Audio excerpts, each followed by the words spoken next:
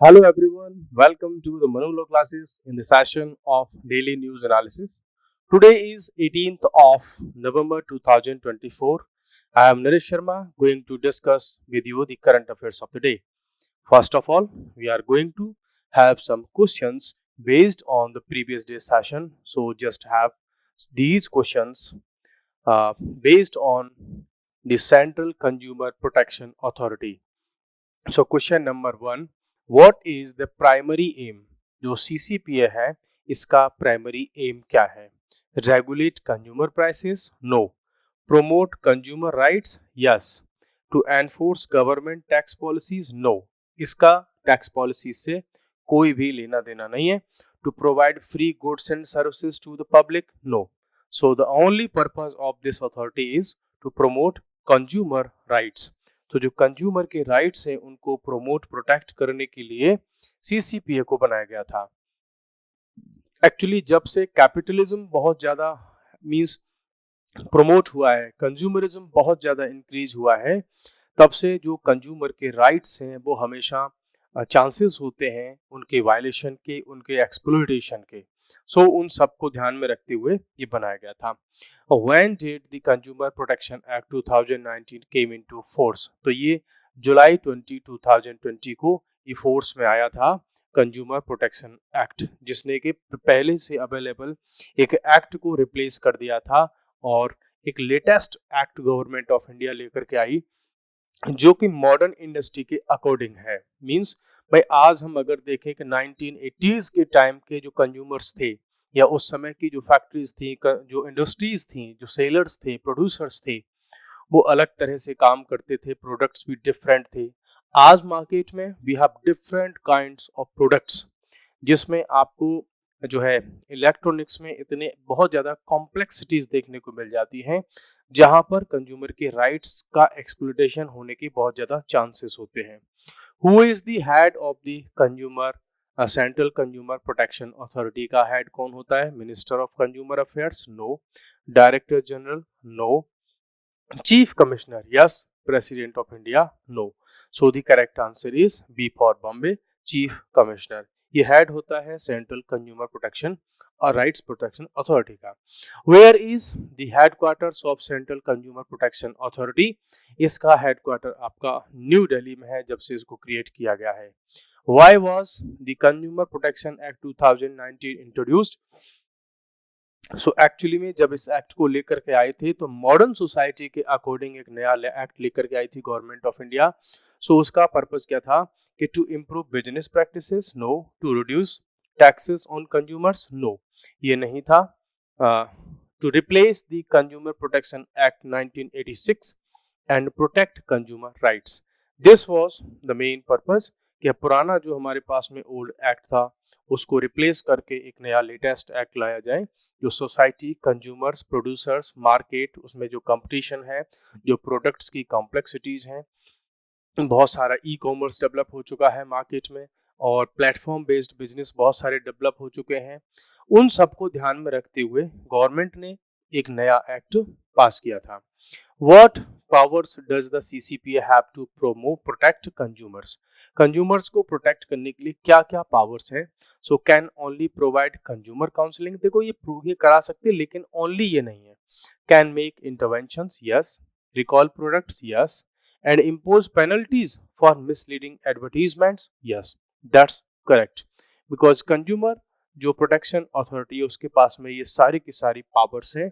सो इन powers का वो use करते हैं किसके लिए? कंज्यूमर्स के राइट्स को प्रोटेक्ट करने के लिए. What is the nodal ministry for the CCPA?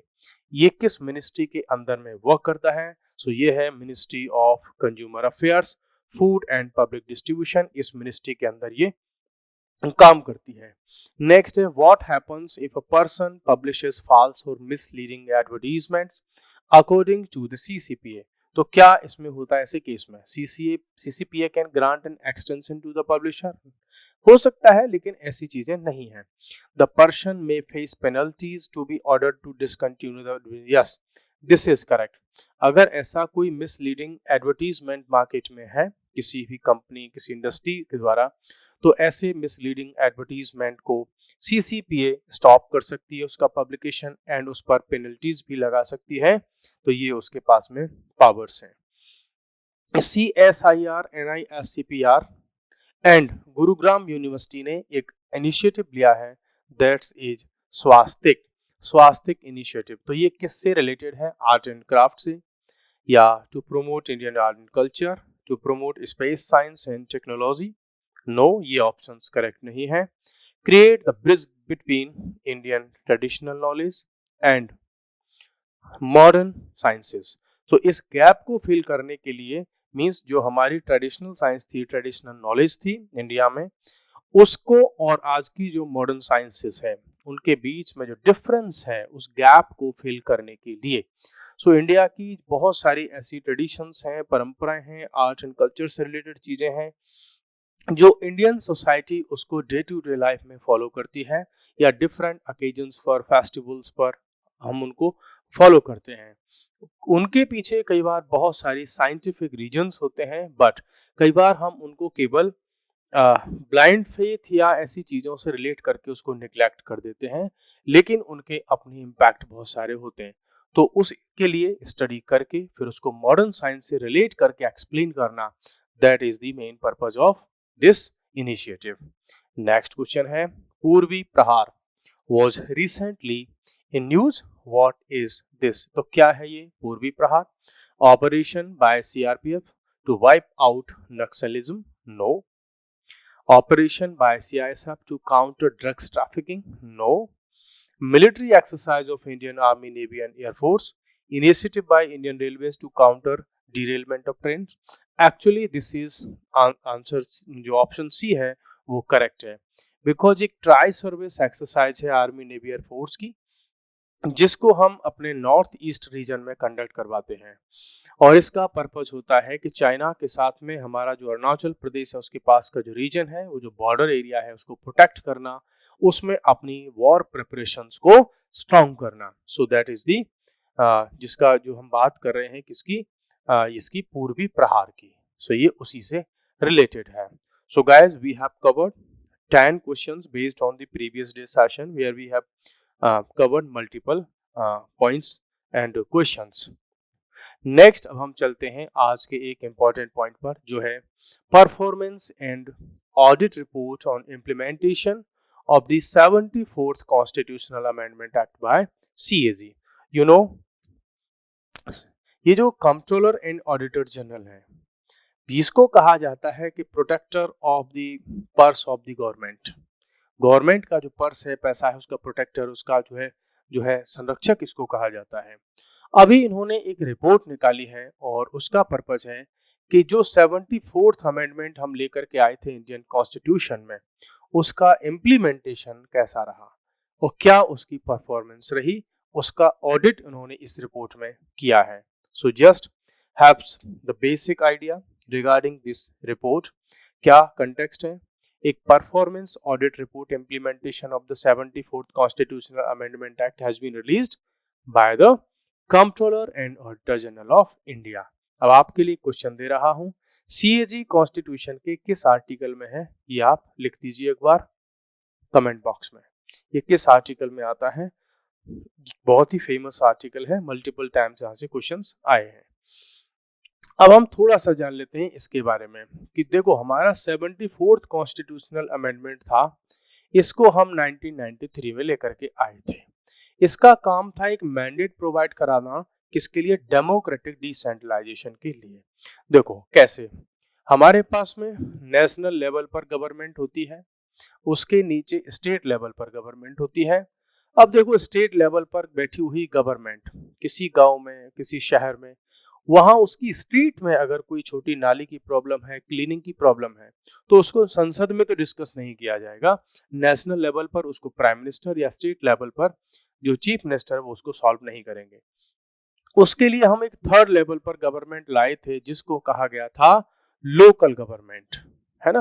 तो उसी में दो पार्ट हमारे पास में थे, एक अर्बन एरियाज के लिए थी, एक रूरल एरिया के लिए थी।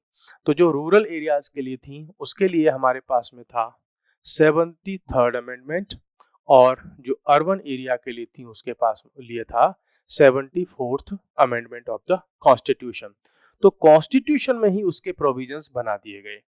तो उसी के बारे में यहाँ पे बात हो रही है कि जो power national level state level पर थी उन पावर को विलेज लेवल पर सिटी लेवल पर पहुंचा दिया गया, ट्रांसफर करने के लिए ये एक्ट आए थे। तो इसी को बोलते हम डेमोक्रेटिक डिसेंट्रलाइजेशन। इसने क्रिएट किया democracy at the grass root level, because जो ग्रास होती है वो नीचे जमीन में जो उसकी जहाँ जड़ होती है, रूट्स होती हैं, उस लेवल से डेमोक्रेसी होनी चाहिए। तो उसी सेंस में कि लोगों के पास में हो, इसलिए उनका नाम और रखा गया self governing local bodies in urban areas, या प्लस रूरल एरियाज में भी था 73rd अमेंडमेंट से। इस एक्ट के थ्रू जो लोकल गवर्नमेंट की बॉडीज थी उनको एम्पावर्ड किया गया कि वो लोकल लेवल पर अपने डिसीजंस को ले सके, ये उसका पर्पस था। अब देखो उसके लिए टोटल 18 सब्जेक्ट्स ऐसे डिसाइड किए गए थे, ऐसे फंक्शंस थे जिनको 12th शेड्यूल में डाला गया कॉन्स्टिट्यूशन के, और कहा गया कि इन सब्जेक्ट्स को हम जो लोकल बॉडीज हैं उनको ट्रांसफर कर देंगे, वो अपने लेवल पर ऐसे इश्यूज को डील करेंगे।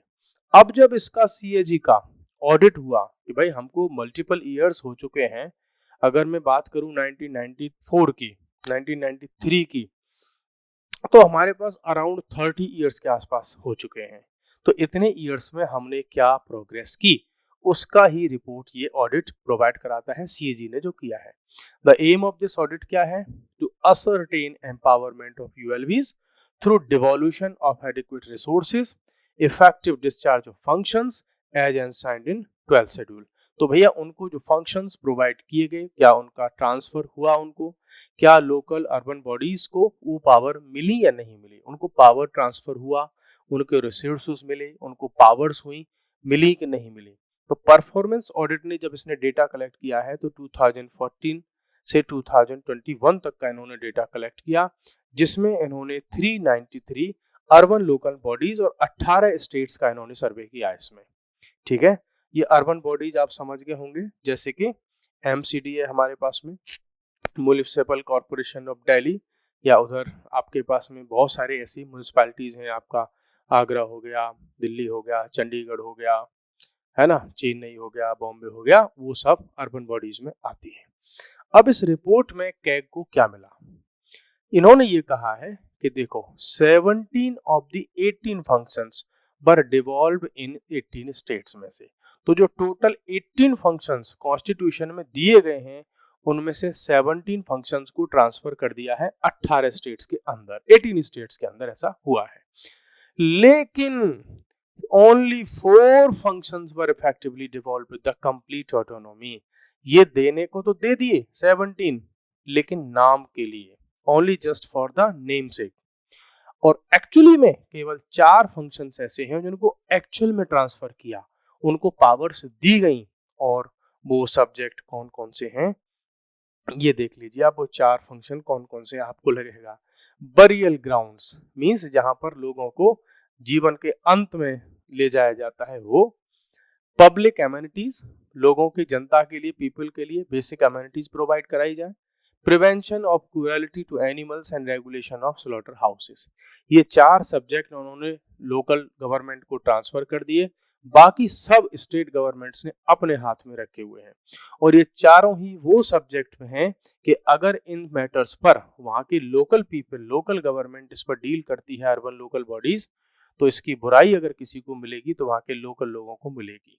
तो वहाँ के विधायक, पार्लियामेंट के जो मेंबर ऑफ पार्लियामेंट है, एमपीज, एमएलएज, ये सब सीधे बच करके निकल जाएंगे, तो इनको कोई रिस्क वहाँ पर नहीं है।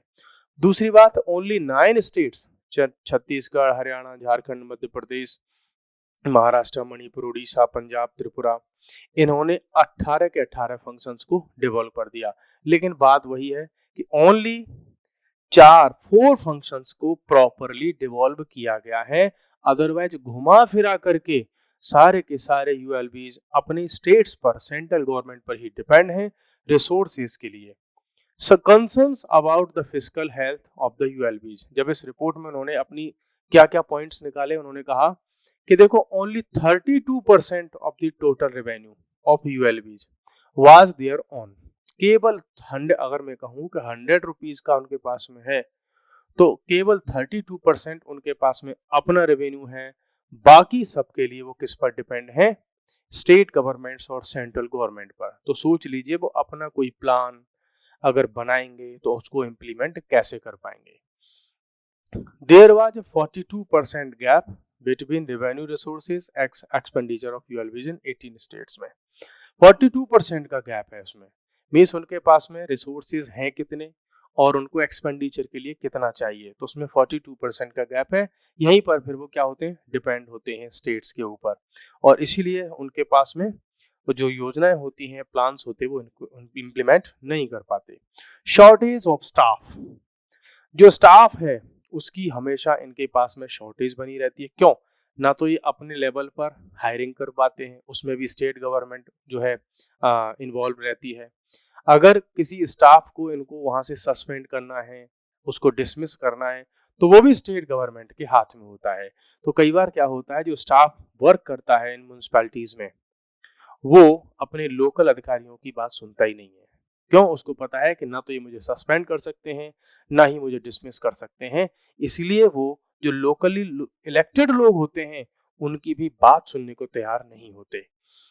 Reservation for women, 6 out of the 14 states reserved 50% of their city council seats for women। 50% को उन्होंने रिजर्व किया, 6 out of 14 में से 6, surpassing the constitutional requirement of 33%। ये यहाँ पर एक अच्छी चीज मिली कि इन्होंने, कॉन्स्टिट्यूशन हमारा कहता है कि एटलीस्ट 33% रिजर्वेशन वुमेन्स के लिए होगा, लेकिन हाँ ऐसे 6 स्टेट्स हैं जहाँ 50% के आसपास उन्होंने रिजर्वेशन दे दिया। वार्ड डिलिमिटेशन, इसकी प्रॉब्लम आई। ओनली 4 ऑफ द 15 स्टेट्स, जिसमें ये Himachal Pradesh, Kerala, Maharashtra, Tamil Nadu, have empowered state selection commission. जो स्टेट का इलेक्शन कमीशन होता है, जैसे नेशनल जो कमीशन है, वैसे स्टेट लेवल पर कमीशन होता है जो लोकल अर्बन बॉडीज या रूरल बॉडीज वगैरह उनके लिए इलेक्शंस को कंप्लीट कराता है। लेकिन गजब की बात तो यह है कि उसको भी ज्यादातर स्टेट ने कोई पावर ही नहीं दे रखी। तो वो भी क्या है, बस पेपर टाइगर बने हुए हैं।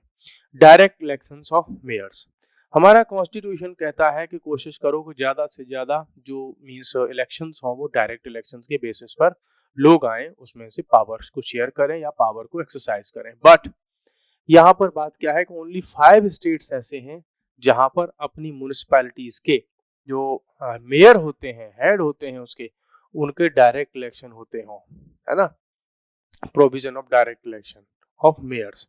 अदरवाइज इनडायरेक्ट इलेक्शन के थ्रू ही उनको उस पद पर बिठा दिया जाता है। तो ये एक बड़ी प्रॉब्लम अभी भी हमारे यहाँ पर बाकी है।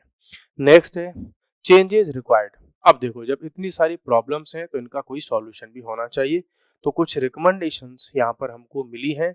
इन्होंने ये कहा है कि म्यूनिसिपल इलेक्शन जो एवरी 5 years पर होते हैं वो कंप्लीट हों, प्लानिंग कमिटीज वगैरह बहुत अच्छे से बनाई जाएं, फाइनेंस कमीशन को और पावर दी जाए, उनको बहुत ज़्यादा पावर दी जाए, रिसोर्सेज दिए जाए। नेक्स्ट साइंटिफिक बजट, भैया बजट ऐसा बनाओ जो साइंटिफिक हो, लोकल रिक्वायरमेंट्स को रिप्रेजेंट करता हो, गवर्नमेंट उसको प्रॉपर फंड प्रोवाइड कराए।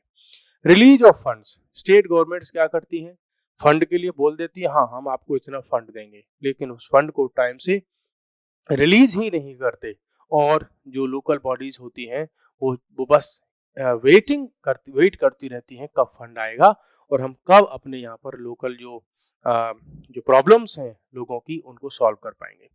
डेलीगेशन ऑफ पावर, असल बात ये आती है कि कॉन्स्टिट्यूशन में बहुत सारी पावर्स को हमने ये कहा कि स्टेट गवर्नमेंट्स उन पावर्स को ट्रांसफर करेंगी लोकल बॉडीज को, लेकिन उन पावर्स को आज तक दिया ही नहीं गया है ज्यादातर केसेस में।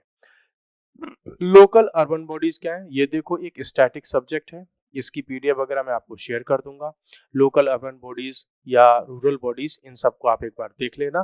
तो इसको मैं यहाँ पे डिस्कस नहीं कर रहा हूँ। 73rd रूरल के लिए था, 74th अर्बन के लिए था। तो इस टॉपिक को आप एक बार खुद से देख लीजिएगा कि इसमें सब कुछ क्या है। अब आते हैं एक नए टॉपिक का, और इस टॉपिक का नाम है, अभी काफी फेमस है ये, इसका नाम है 4B मूवमेंट। जैसे आपने सुना होगा मी टू मूवमेंट, है ना, जो मी टू मूवमेंट था उसी की तरह ये भी फेमस है। अब हुआ क्या है कि डोनाल्ड ट्रंप की जब से मींस इलेक्शन में वो उनकी विक्ट्री हुई है, तो सोशल मीडिया पर यूएसए में ये जो 4B मूवमेंट है बहुत ज्यादा जो है लाइमलाइट में है, बहुत पावरफुल होता जा रहा है। अब होता क्या है इस 4B मूवमेंट में, तो जो फीमेल पॉपुलेशन है वो एक्शन लेती है क्या, where women reject sex and marriage with men to protest patriarchal and often misogynist institutions and practices। Means यहाँ पर वुमेन जो होती हैं इस मूवमेंट में मैन के साथ में मोस्ट ऑफ द रिलेशंस को रिजेक्ट करती हैं। ठीक है, मीन्स ऐसे समझो कि जैसे कि जो फीमेल पॉपुलेशन है वो मेल पॉपुलेशन का बॉयकॉट कर दे हर फील्ड में। अब चाहे वो सेक्स हो या मैरिज हो या चिल्ड्रन जो बच्चे हों उनका प्रोडक्शन हो, वो सब बंद कर देते हैं। उनका कहना क्या होता है कि भैया सोसाइटी में पैट्रियार्कल एटीट्यूड है, महिलाओं के लिए नफरत है, मिसोजिनिस्ट इंस्टीट्यूशंस हैं बहुत सारे, तो जब तक इक्वालिटी नहीं होगी मैन और वुमेन की, हम मेल पॉपुलेशन को अब बाइकआउट करेंगे। क्या है ये पॉपुलेशन, अब आते हैं। इसका बैकग्राउंड ये है कि ये मूवमेंट स्टार्ट हुई थी साउथ कोरिया में आफ्टर मी टू मूवमेंट और एस्केप द कोरसेट। इनके बाद में ये मूवमेंट स्टार्ट हुई थी जिसका नाम था 4B, और कहाँ स्टार्ट हुई थी, साउथ कोरिया में। 4B, ये अब आपके मन में क्वेश्चन आ रहा होगा कि ये 4B है क्या। एक्चुअल में इन 4B का यहाँ पर इंग्लिश लैंग्वेज से कोई लेना देना नहीं है, इसका लेना देना है कोरियन लैंग्वेज से। तो कोरियन में जो 4B, जहां पर B की अगर हम बात करते हैं तो B को नो से माना जाता है। B मीन्स अगर वहां पर हम B बोल रहे हैं तो वहां पर हम उसको बोलेंगे नो, कोरियन लैंग्वेज में। ठीक है, क्या है ये 4 बार जो B की बात हो रही है, 4 टाइम्स B क्या है, पहला है बियॉन्से, ठीक है बियोनी, फिर है आपका बिसेक्सू, फिर है आपका बिहोन, और फिर है आपका विजुअलिज्म। ये वहाँ की लोकल लैंग्वेज में है जिसको कि हमने इंग्लिश के इन वर्ड्स में जो है अवेलेबल है। तो बियोनी का मतलब होता है नो डेटिंग मैन, मैन के साथ में गर्ल विमेन डेट पर नहीं जाएंगी। नेक्स्ट बिसेक्सू, no sex with man, man के साथ में कोई भी विमेन सेक्सुअल एक्ट में जो है इन्वॉल्व नहीं होगी। बिहोन, इसका है नो मैरिंग मैन, महिलाएं जो विमेन है वो मैन के साथ में शादी नहीं करेंगी। बायसुल्सन, नो हैविंग चिल्ड्रन, और ना ही वो बच्चे पैदा करेंगी। इट मींस ये चारों ही काम कैसे हैं जो सोसाइटी में एक बैलेंस बना करके रखते हैं, मेल फीमेल का जो रिलेशन होता है जिससे पूरी सोसाइटी चलती है, बोला इस सब का हम बाइकआउट करेंगे। इसी का नाम है 4B मूवमेंट। ठीक है, 4B movement is sometimes expanded to 6B4T। 6B4T भी कई बार इसको कहा जाता है, जब इसको एक्सपेंड करके बोला जाता है तो उसमें क्या है, staying away from firms perceived as misogynist. ऐसा कोई भी इंस्टीट्यूशन फर्म जो महिलाओं के अगेंस्ट में हो, सबका rejection. Rejecting the fandom culture, rejecting beauty standards that conform to the male gaze etcetera.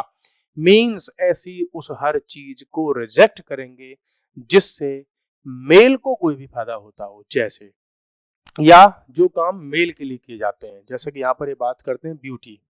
Means चाहे महिलाएं मेकअप करती हों, है ना, ब्यूटी पर कुछ काम करती हों, तो मान लो मेल को वो अच्छा लगता है, कोई भी ऐसी जो गर्ल होगी या विमेन होगी तो अच्छी दिखेगी, उसको अच्छा लगेगा, बोला नहीं हम मेकअप नहीं करेंगे, क्यों, इससे मेल को खुशी होगी, वो उसको अच्छा लगेगा, बोला नहीं ये हम नहीं करेंगे।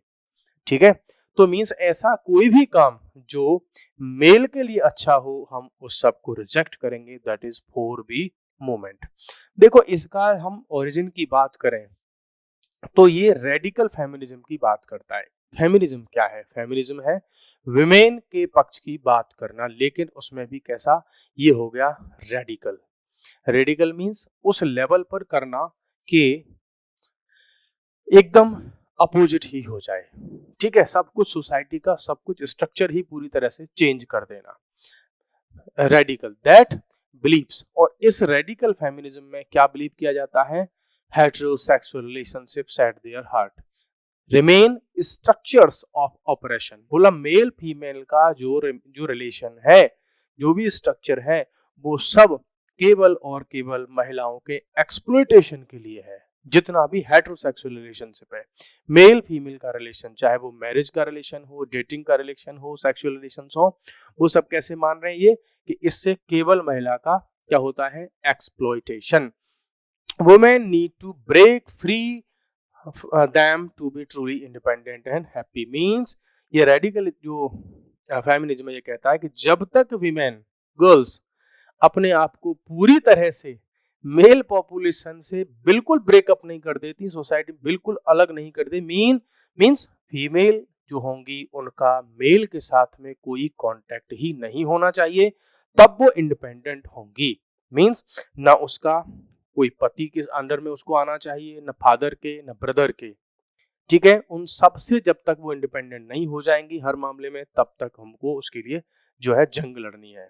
सो proponents of 4B movement also believe that unless men work more actively for the gender just society, women should not reward them. Means जब तक जो मेल पॉपुलेशन है विमेन के लिए जेंडर जस्टिस पर काम नहीं करती, तब तक के लिए जो विमेन पॉपुलेशन है वो क्या करे, वो रिजेक्ट कर दे क्या, चिल्ड्रन, बोला हम कोई बच्चे पैदा नहीं करेंगे, किसी को कोई प्यार नहीं करेंगे, किसी के साथ कोई हमारा इमोशनल अटैचमेंट नहीं होगा और किसी भी प्रकार का अदर फॉर्म्स ऑफ लेबर हम नहीं करेंगे। मींस ना हम मेल के साथ में डेट पर जाएंगे, ना बच्चे पैदा करेंगे, ना हम जो है लॉन्ग हेयर रखेंगे, ना हम जो है सेक्सुअल रिलेशन में रहेंगे, ना मैरिज करेंगे, ना हम इमोशनली कनेक्ट रहेंगे, ना मींस मेल पॉपुलेशन के साथ में पूरी तरह से डिस्कनेक्ट करना ही ये जो रेडिकल फेमिनिज्म है उसका पार्ट है। और वाकई में इसमें आप जब बहुत सारी बुक्स को पढ़ोगे फेमिनिज्म के जो परसेप्शन से, जो सोसाइटी जैसे सोशियोलॉजी में पढ़ते हैं, फिलॉसफी में पढ़ते हैं, पॉलिटिकल साइंस में पढ़ते हैं, बहुत सारे इंटरनेशनल थिंकर्स को देखोगे तो आपको ऐसे ऐसे आइडियाज मिलेंगे कि आपको लगेगा कि भाई ये लोग पागल हैं क्या है, लेकिन उनके भी बहुत सारे ऐसे आइडियाज हैं, कई जगह पर ठीक भी लगते हैं, कई बार ऐसा भी होता है। मैंने भी अराउंड 6 मंथ स्पेशली कोर्स किया था विमेन स्टडीज, तो वहां पर अगर आप उनके पर्सपेक्टिव को देखोगे, विमेन के पर्सपेक्टिव को देखोगे तो कुछ चीजें लगेंगी कि यार ये भी एक पक्ष होता है। सो इसका क्या इम्पैक्ट है। अब साउथ कोरिया का जो प्रेसिडेंट थे यून सुक योल, उन्होंने पता क्या कहा कि ब्लॉकिंग हेल्दी रिलेशन से, बोला ये जो मूवमेंट चल रहा है मेल फीमेल के बीच का जो रिलेशन है, हेल्दी रिलेशन है, उसको ब्लॉक कर रहा है। भाई वैसे भी पूरी दुनिया मेल फीमेल के एक रिलेशन के साथ में ही आगे बढ़ रही है, चल रही है। इसको अगर हम रोक देंगे तो सोसाइटी अलग ही दिशा में चली जाएगी, चाहे वो आपके एनिमल्स हों, प्लांट्स हों, ह्यूमन बींग्स हों, सबका मेल फीमेल का एक रिलेशन तो चलता है। इनफैक्ट 2024 में साउथ कोरिया ने ये कहा, डिक्लेयर किया है अपने यहाँ क्या, डेमोग्राफिक नेशनल इमरजेंसी। बोला हमारे यहाँ पर डेमोग्राफिक नेशनल इमरजेंसी है, वो इस लेवल पर। अब अगर सोचो कि दुनिया की प्रत्येक महिला, किसी कंट्री की प्रत्येक एवरी वुमेन अगर ये सारी चीजों को रिजेक्ट कर दे कि हम शादी नहीं करेंगे, बच्चे नहीं करेंगे, लव नहीं होगा, खाना नहीं बनाएंगे, लंबे बाल नहीं रखेंगे और हम मेल के साथ में कोई भी रिलेशन नहीं रखेंगे, तो उस सोसाइटी का क्या होगा, उस सोसाइटी का होगा डेमोग्राफिक नेशनल इमरजेंसी ही वहां पे आ जाएगी। क्यों, लोग अगर देखो शादियां नहीं होंगी तो आप ठीक है शादी आपने रोक दी, लेकिन क्या लोगों की डेथ वो रुक जाएगी? नहीं, तो लोग तो कंटिन्यूस मरते रहेंगे। अगर शादियां नहीं होंगी, पॉपुलेशन नहीं होगी, बच्चे नहीं होंगे, तो फिर क्या होगा? तो एक ना एक दिन फिर इस हिसाब से सोसाइटी खत्म हो जाएगी, क्योंकि नए बच्चे अगर नहीं होंगे तो फिर ये ह्यूमन पॉपुलेशन ही एक दिन खत्म हो जाएगी। सो विमेन के ऊपर इस पूरी सोसाइटी का, इस जनरेशंस का एक बहुत बड़ा उनके ऊपर रोल है। और इन्हीं चीज़ों को अगर आप देखें तो फिर बहुत सारी ऐसी टेक्नोलॉजी आ गई हैं, ना तो वहाँ मेल की ज़रूरत है, मेल के बिना भी बच्चे हो सकते हैं और बिना फीमेल के भी बच्चे हो सकते हैं। तो ये चीज़ें भी सोसाइटी में चल रही हैं। बाकी आप क्या सोचते हैं? आप भी कुछ रिप्लाई कर सकते हैं, अपने कमेंट्स बता सकते हैं, तो हम उनको नेक्स्ट वाले सेशन में इंक्लूड करेंगे। सो आज के लिए इतना ही, कल फिर मिलते हैं नेक्स्ट सेशन में। तब तक के लिए बाय बाय, टेक केयर।